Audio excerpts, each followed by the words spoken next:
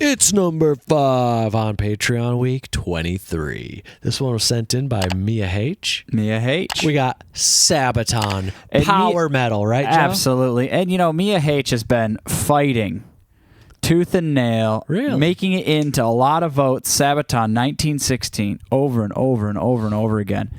It got through. Nice. Well done, Mia. It got through. See? Hard work pays off. Let's get started. I think Mia might have. I believe Mia sent something to us, so we might have to read through it a little bit. This is a 7-minute video, so let's just get started on the video first.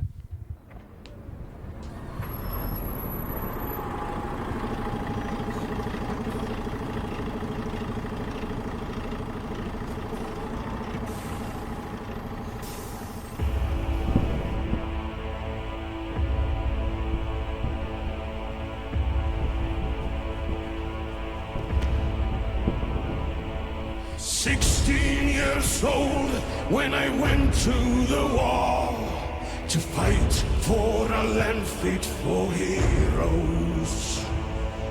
God on my side and a gun in my hand, chasing my days down to zero. And I marched and I fought and I bled and I died, and I never did get any older. But I knew at the time that a year in the line was a long enough life for a soldier.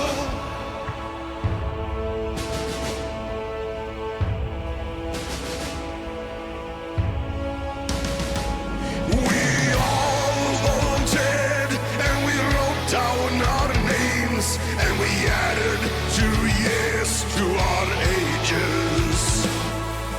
Eager for life and ahead of the game, ready for history's pages. And we brawled and we fought and we fought till we stood 10,000 shoulder to shoulder. Our thirst for the hun, we were food for the gun, and that's what you are when you're soldiers.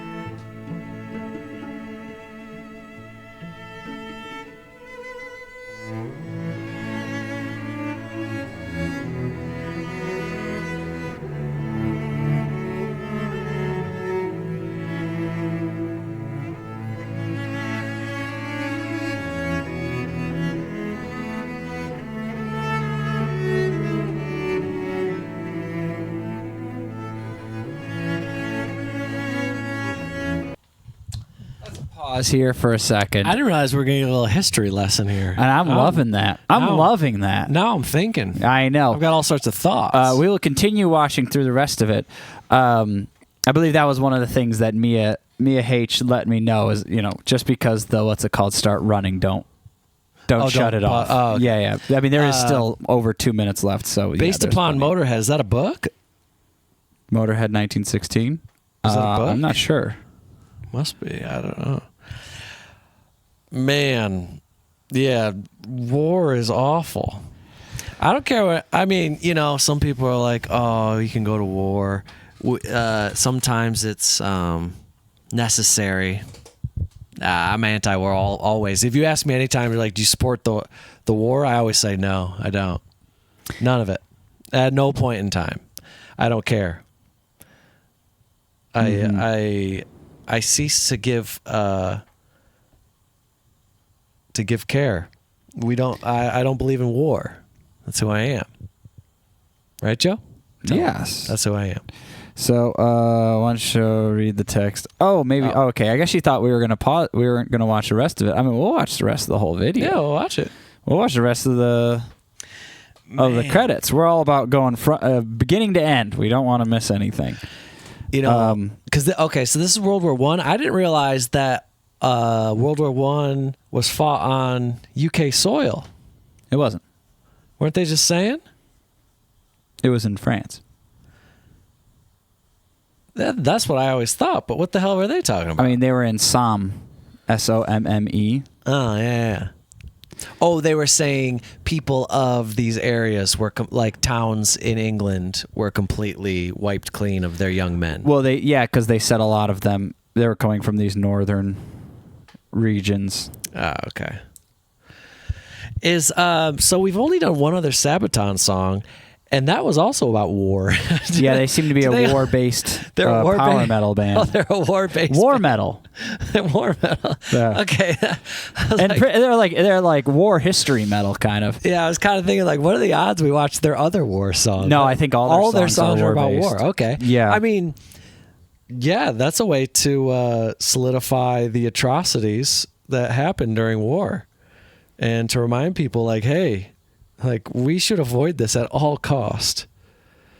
Oh yeah. Well, World War I is particularly insane to me too. Well, that's when like weaponry really got enhanced. Well, right? leading up to World War I, and I'm sure some historians are going to grill me for everything that I say here, but I'm going to say it anyways. Leading up to World War I, there was a lot of imperialism amongst a lot of different nations across the world that were getting there. They were all trying to grab their slice of the pie, and especially since they could reach, the reach of nations got a lot further, and that's going to include Austria, Hungary, and Germany, and France, and UK, and the United States. And everyone loves pie. Oh, yeah. So everyone's trying to get their own piece of the pie. I mean, even to the point to, like, by the early 1900s, the United States engaged in the Spanish-American War just so they could steal Spain's pie, essentially, and be like, yeah, we'll help Cuba gain independence, but we're also going to take Puerto Rico and the Philippines at the same time, and Guam. And a large chunk of Mexico. No, that's Mexican independence. That was Mexican different war. Yeah, in the 1850s. That got its own 1840s. war. But like, yeah. So the United States were, and that's the other thing is at the time the U.S. didn't have any footing in East Asia, where like Germany was getting into China. We know the UK was getting into China with Hong Kong. France was getting into Vietnam, and I'm sure there's other ones. But Spain was in the Philippines, and the United States is like, I think we can think we can get the Philippines. And so the United States, the Philippines is actually U.S. territory until 1947, I think, 47. So like all of that, like that's happening in the early 20th century. This is just building. These countries, like the world is shrinking, and these militaries are getting larger and larger and larger. And I think that's what my general understanding of the beginning of World War I Tensions was. were rising. Yeah, and they were just waiting. They call it the powder keg. They were just waiting for the spark, and the spark was the Archduke of Austria-Hungary getting assassinated, Franz Ferdinand, by someone from Serbia. And it was just, they immediately took sides. It's like, okay, France and UK back Serbia. Okay, well, Austria-Hungary, and and then it's just on, and then it's just the most grueling war in human history to that point. And at trench this point, warfare, mustard gas. I mean, it's truly the first World War. Yeah, I mean, back then they didn't realize that. They called it the Great War, but it's the Great War. It was a world war for the very first time because people could mobilize their armies around the world. Yeah, for the first time, and the weaponry. Planes weren't around yet, right? Or were they? Were they dropping bombs? they and had stuff? planes, but It wasn't like World War II. World War II was fought through the air. A lot more. Oh, and mustard gas, you said? Yeah, they started doing like chemical weapons and stuff, and little tanks. But the trench warfare was like, oh my gosh, they just like sit in like water all day. There's that movie 1917, and I'm not really that big on war And movies. Dunkirk as well. There's a bunch of war movies. Well, That I haven't 1917 seen. is the one that I've seen, and it was. I mean, it's heartbreaking and like it's really intense, but it was beautifully shot. It's such a well done movie. But yeah, it really shows you like the trench life. It's like, damn, that's fucked up. It's so fun. Like All's quiet on the Western Front. the people who came home from these wars, I mean, you don't bounce back. Especially, there's no therapy back then. There's alcohol and drugs. And instead of PTSD, it was just called shell shock. Right, yeah, it was just kind of like swept to the side. Well, Like, oh, you just got shell shock. It's don't fine. know. Oh, you can't sleep because of the nightmares? Oh, that's just shell shock. Yeah. It's like, damn. And what's wild about that World War, once again, was not really... Like, at the end of World War I, were all the borders the same? To me, that's insane. Probably not. No. Like, who wins? No way. Like, no one even gained land. That's the thing. It just ended. At the end of all war, no one really. No one wins. really wins, but like you'd think there would be a move of borders or like, oh, these countries are these countries. I think at the end of World War I, borders remained relatively similar. It was literally just like, I mean, everyone just freaked out at one point. Obviously, for years. Austria-Hungary was no more. Well, it got split into a couple. Yeah. Well, that was that like an entire region at that point? Because Austria is not very big, and Hungary as well. I don't know. I don't know what all Austria-Hungary encompassed. I don't really know what Germany encompassed. And then obviously Russia was in the war, and that was one of the big turning points. Is Russia had a civil war, which was the rise of the Soviet Union at the same time, and that kind of killed their ability to fight another war when they had a war in their own country. So it kind of makes you realize the world in modern warfare has just always been a mess. Unfortunately, they just keep fucking around with all these weapons.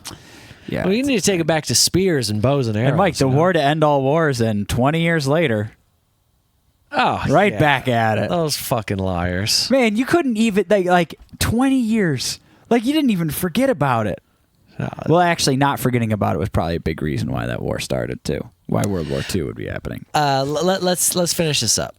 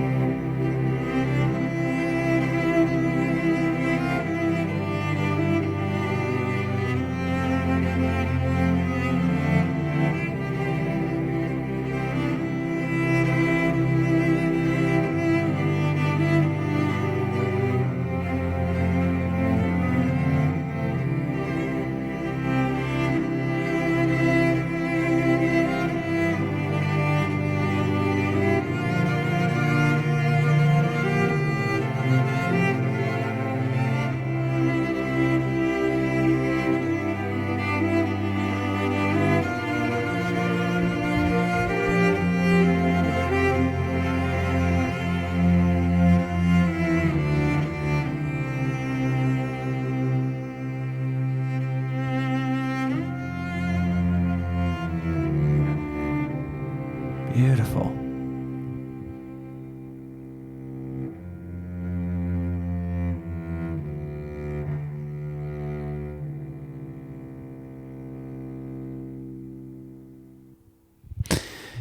And one thing I did love, we should talk about the song a little bit instead of just talking about the war that it's about. I did love, you have these all the people marching, and you start to see, this looks actually a little more World War II based on their uniform styles. Right. So they threw some like They had some Spartans in there, and a lot of different eras of war, rather than just particularly World War One. And then they have the modern day people. Yeah, and just like, they're all humans going back thousands of years. It's always war, and it's just human suffering at the cost of what? Really? It's just like siblings fighting. That's all war is. Yeah. Except it's a lot more destructive and heartbreaking, and brings about a lot of pain and anguish. And destruction. Like, man. So Lemmy Kilmister wrote this song, and you can see the members of Motorhead. He was in Motorhead, and he died. It said R.I.P. I don't know much about Motorhead.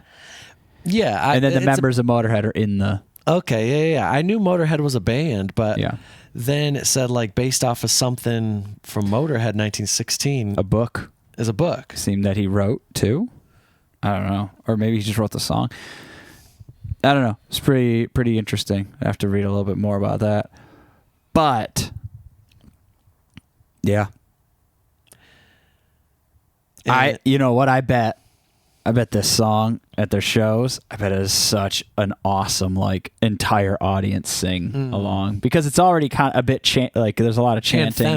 Anthemic. There's a lot of people singing. It's not just the lead singer. It's pretty awesome. Yeah. I bet it's sick. What's the budget for a music video like this? You gotta have like a couple $100,000 at least. Sabaton doesn't go cheap, man. They blow really it out. They blow it out every time. And what is this Birmingham metalcore group? I like that. What was this thing? Street group? No, way towards the end. Yeah, Birmingham Metal Army. I'm assuming a lot of them were in the video walking. But that's pretty awesome. Mike, I'd like to be part of the Birmingham Metal Army. Well, you gotta live there. You gotta be fans of Sabaton. And also Birmingham. You know who's from Birmingham? Oh. Black Sabbath. Oh, yeah. Essentially the founders of metal? One might say. We don't know. You'd be hard. I mean, I feel like if you were... And their song War Pigs? Oh, aren't ya? 1971, War Pigs. Man, okay, so Sabaton is a war-based band. War-based metal band. War-based metal band. Well, at least in the two videos we watched. But I'm pretty sure a lot of their music is about war. I think that's what they've said. Yeah, it's good to remind people. I mean, unfortunately, war just keeps on happening. I remember like 10 years ago when a lot of the war started settling down and started dissipating. I was like, oh, is this it? Are we done? Yeah. Did we decide as humans that we've grown up? No. Past this? No, not at all. Not at all. There's always some jackass that wants to start it back up again. Yeah. But garbage. Anyway, I know it's complicated, but no matter what, I'm always against it. Mike's always anti-war. If anyone's like, Mike, should we go to war? I say no. I don't think so. No siree, Bob. I say no war, none for me, please. No, thank you. I'm gonna stay right here and get blown to smithereens. I know. No war. Well, we live here in San Diego. There's one of the most war military present city in the frickin' world. Ruh-roh. Drive past so many military everything. What? Joe, don't give them any ideas. The naval. Is that a secret? That San Diego is one of those military based cities in the world.